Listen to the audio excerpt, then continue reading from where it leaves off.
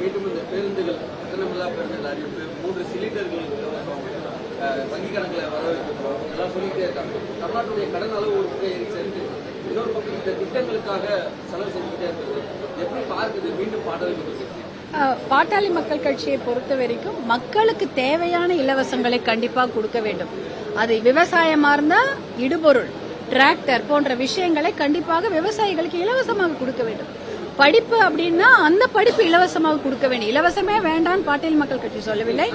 கல்வி, மருத்துவம், விவசாயம், தொழில், இது என்ன வேணா இதுக்காக எவ்வளவு வேணாலும் இலவசங்கள் கொடுக்கலாம். கண்டிப்பாக கொடுத்தாதான் அது ஒரு பசங்க படிப்புக்கோ அவர்களுடைய சுகாதாரத்துக்கோ விவசாயிகளுடைய நல்வாழ்வுக்கு மிக முக்கியமான இலவசங்களை கண்டிப்பாக கொடுக்க வேண்டும். இப்ப நீங்க கேக்குறது பேருந்து பயணம் இலவசமாக இருக்கிறதே எப்படி அப்படின்னு சொல்றீங்க. இப்ப இன்றைக்கு இருக்கக்கூடிய கால சூழ்நிலையில அவர்களுக்கு பொருளாதாரம் பெரிய கேள்விக்குறியாக இருக்கு. அவங்களுக்கு பெண்களை பொறுத்த வரைக்கும் அவர்களுக்கு பொருளாதார சுதந்திரம் என்பது கிடையாது. இப்ப 100 நாள் வேலை திட்டத்தை நம்பிதான் இருக்கிறாங்க. அப்படி இருக்கும்பொழுது அவங்களுக்கு இதெல்லாம் வழங்கப்படுவது பெண்களுக்கான ஒரு நல்ல விஷயமா தான் நான் பாக்குறேன். இப்ப பேருந்துல பெண்கள் இப்போ ஒருத்தரை ஒரு இடத்துல அடைச்சு வைக்க கூடாது. அவங்க நல்லா ஃப்ரீயா போயிட்டு வரணும். அப்படி போனாதான் அவங்க படிப்புக்கோ வேலைக்கோ இல்ல மற்ற வேலைக்கோ அவங்களுக்கு ஒரு எப்படி சொல்றது, ஒரு சுமூகமாக இருக்க வேண்டும் என்பதனால இந்த இலவச பேருந்து பயணத்தை அறிவிச்சிருக்கிறாங்க. ஏற்கனவே இருக்கிற திட்டம் தான் பேருந்து பயணத்தை அறிவிச்சிருக்கிறாங்க.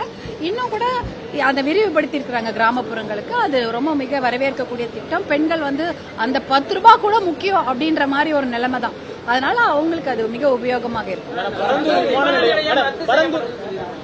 அதே நாங்க முதல்ல இருந்தே பாட்டாளி மக்கள் கட்சி விவசாய நிலங்களை எந்த ஒரு நலத்திட்டங்களுக்காகவும் பிடுங்கக்கூடாது என்பதில் பாட்டாளி மக்கள் கட்சி தொடர்ந்து போராடி கொண்டு வருகிறது.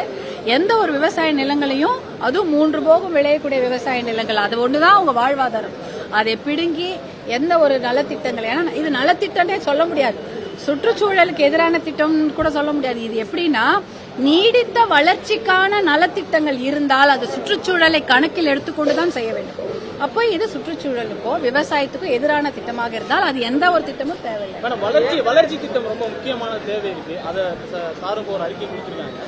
அதிமுக ஆட்சி காலத்துல இந்த 8 வழிச்சாலை கொண்டு வந்தாங்க சார். அதை திமுக கடுமையா எதிர்த்தது, வளர்ச்சி திட்டத்துக்கு எதிராக இருக்காங்க அப்படின்றதெல்லாம் சொல்லாம விளைநிலங்கள் பாதிக்கப்படுது, விவசாயிகள் பாதிக்கப்படுறாங்க அப்படிங்கிற மாதிரி சொல்லியிருக்காங்க.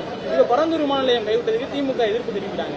வளர்ச்சி திட்டங்கிறது எவ்வளவு முக்கியமானது? அதிமுக காலத்தில் எடுக்கும்போது வளர்ச்சி திட்டமா இருந்தாலும் விவசாயிகள் பாதிக்கப்பட்டதா இருந்தாலும் எதன் அடிப்படையில் அவரோட கருத்துக்கள் இருந்தது? நீடித்த வளர்ச்சி, அதாவது நீடித்த வளர்ச்சி, சஸ்டைன்டு டெவலப்மெண்ட் இல்ல, சஸ்டைன்டு டெவலப்மெண்ட். இன்னும் 100 வருஷத்துக்கு அந்த வளர்ச்சி திட்டம் இருக்கணும். நீங்க ஒரு வளர்ச்சி திட்டம் கொடுத்து ஒருத்தரை வளர்த்துட்டு இன்னும் 2 பேரை சாவடிக்கிறது வளர்ச்சி திட்டம் கிடையாது. அதுதானே, நீங்க விவசாயிகளுடைய இடங்களை பிடிங்கிட்டீங்கன்னா அந்த விவசாய பெருங்குடிய அவர்களுடைய வாழ்வாதாரத்தை அவர்களை நசுக்கி விட்டு, இல்ல அவங்கள 2 பேர் சாவடிச்சு விட்டுட்டு வேற ஒரு பொருளாதாரத்தை வளர்க்கிறேன்னு சொல்றது எந்த விதத்திலயும் நியாயம் இல்லை இல்லையா? அதனால நீடித்த வளர்ச்சி இருக்கக்கூடிய திட்டங்களுக்கு தான் முன்னுரிமை தரப்பட வேண்டும். அதனால விவசாய நிலங்களை எடுப்பதோ அது விவசாயிகளுக்கு பாதிப்பு ஏற்படக்கூடிய திட்டங்கள் தேவையில்லை.